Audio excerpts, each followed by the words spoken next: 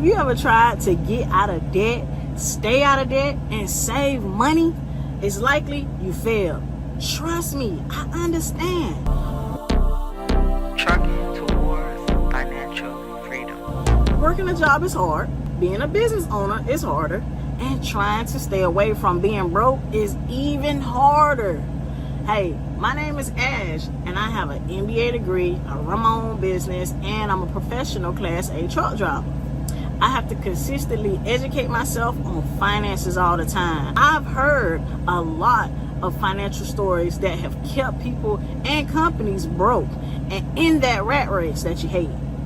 Today, I'm sharing from my perspective 3 financial habits keeping all of them broke and how you can avoid them. Okay, so now that I got your attention, let me set the table for middle class habit number 1. I grew up in lower middle class and lived in apartments most of my life. We were always mindful that we weren't rich, but still could make it with the little that we had. During the week, we mainly ate quick meals like hamburger helper or spaghetti. Hey, if you ate some spaghetti, put a spaghetti emoji in the comments. We never went hungry and bought most things that we needed on sale. I felt like all of our needs were met, just at a different quality. Some stuff I wanted, like new clothes and shoes, was limited. That's when I understood we were not rich. I used to hold on and hoard my clothes as long as possible, hoping they would last. Let me tell you this funny story, okay? I remember our apartment building caught on fire right before the first day of middle school. I had just got my new shoes for the year, which were some all-white fresh Forces, the Air Force Ones, right? And they were fresh. My mom woke me up in the middle of the night and told me and my brother it was on fire, right? You know what? The first thing I immediately grabbed was my brand new pair of shoes, box in hand. I was desperate to not go without my brand new school shoes, okay? So fast forward to college, I finally found a job in my career. I felt like, mama, we made it. When I started and I got paid, I bought nice work clothes, pea coats, and nice shoes, you name it. I rented a nice apartment, top floor, with a balcony in Charlotte, North Carolina at the time. I bought a toy poodle puppy, but to my conclusion, I didn't even have enough money for the furniture that I wanted. I didn't have enough left. I was devastated. I had to sleep on an air mattress until I could afford my dream furniture, which included a leather chase lounge sofa set and a queen bed set at that point, right? And I realized I was falling into middle class habit number 1, lifestyle inflation. Most of middle class people decide when they get a new job or a raise that they want to get a new car, go on trips, or even get a better apartment. Yep, I was one of them. You see, the problem with that is if you spend the extra money you make, then you never get to the point of being rich, or better yet, building wealth. The only way to break free from this habit is to live on a written budget, live on less than you earn, and set realistic goals, which leads to middle class habit number 2, not living on a budget. Before each month begins, you can create a zero-based budget where every dollar you make has a task, starting with a small emergency fund. If you don't have one saved, now that you know, start by cutting your spending and saving up $1,000 to $2,000 for a starter emergency fund. This is just the start to creating better financial habits and understanding what we call personal finance. Do me a favor, if you're new to the channel, subscribe and smash that like button. If you're returning, welcome back. Smash that like button, Easy Money fam. Now let's keep this going. So as a professional driver, I have to find safe and secure parking pretty much everywhere I go while working. So one day, I parked in Atlanta, Georgia, in the wrong parking lot. And if you don't know, Atlanta is congested and thirsty to tow. So one day, my truck was parked in a lot where other trucks were parked. So I thought it was trucker friendly.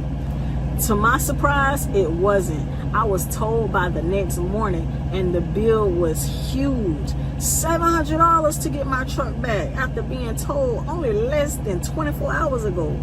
I thought about letting it stay until I got paid, but that would have cost me $35 extra per day in storage. So I spent the money I had in my account, which wiped me out. So that was a lesson I learned, to never be without middle class habit number 3. No emergency fund. I hinted at this earlier, but an emergency fund is basically the buffer between you and a financial emergency. It does not include hanging out, going on a trip, or any late night Amazon purchases.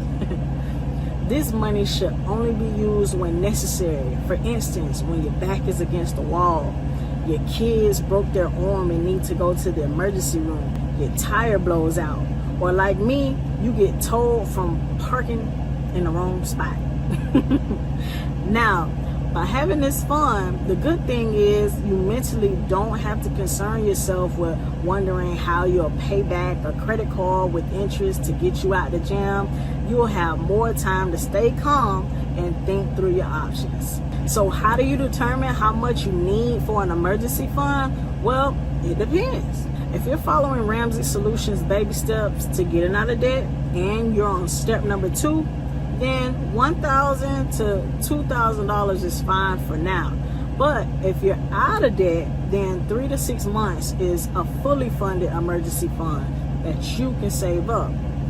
To achieve this, start by going back to your budget, add up all your expenses to run your household, then multiply that number by 3, 4, 5, or 6.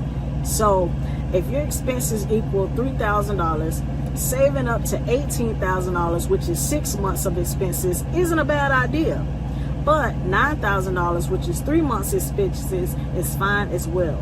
You can use automatic savings accounts to help you automate this process, or you can achieve this by adjusting the percentage or dollar amount at your job to divide your paychecks into different accounts once it's paid out on payday. So just go and ask your employer, HR, payroll providers.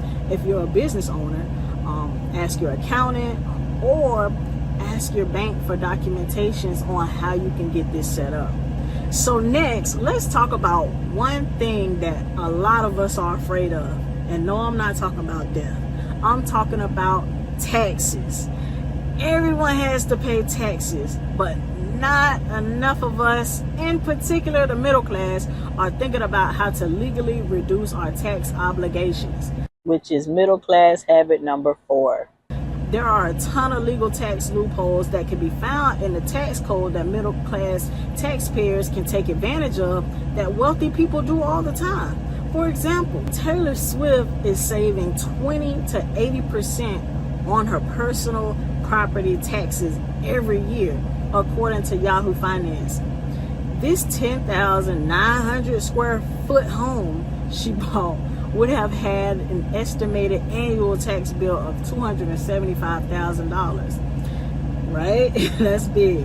However, due to the MILL Act, it's estimated to be around $55,000 annually in property tax. It's reported by Yahoo Finance that she used the MILLS Act, which is a crucial economic play in California designed to encourage private homeowners to restore and preserve qualified historic buildings. Listen, smash the like button and subscribe if you're getting value today. This is a game changer. It was enacted in 1972, and qualified historic property owners can reduce and receive an average reduction in property taxes of around 50%. That's an excellent strategy. Share this video with a friend in California, or look into something similar in your state. Being self-employed, there are numerous ways to reduce your taxes. But what about people who are employed at a company? One way is to contribute to a 401k plan or a health savings account to start. You can only have access to these benefits if your employer offers it, but if you don't worry, there are other ways that I'll go over. What is a 401k plan, you ask? It's an account that you can contribute pre-tax money, which you can use to invest. In 2024, it increased. You can now contribute up to $23,000 to it. As a result, you can reduce your taxable income by how much money you contribute. Here are 3 tax advantage accounts to consider. Number 1, 457B plan. It's for government employees, nonprofit organizations, and some for-profit companies. You can reduce your taxable income and contribute up to $23,000. Number 2, HSA, which is also health savings account, which is a savings account that you can put money in and use to pay for healthcare bills or your medicine. You can contribute up to $4,150 and reduce your taxable income by how much you contribute in 2024. Number 3, traditional IRA, which is like a 401k plan. You can open this anytime. You can reduce your taxable income by $7,000 if you're under 50 years old and $8,000 if you're over 50 years old.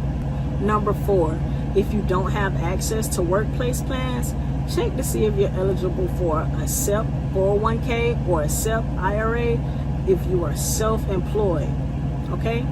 Each of these may allow you, as the employer, to save $69,000 in 2024. I know that was a mouthful. Taxes can be tough to wrap your head around. It's good practice to find a good bookkeeper to organize your books for tax season if you're a business owner, and for individuals to take advantage of tax incentives that your employer may offer.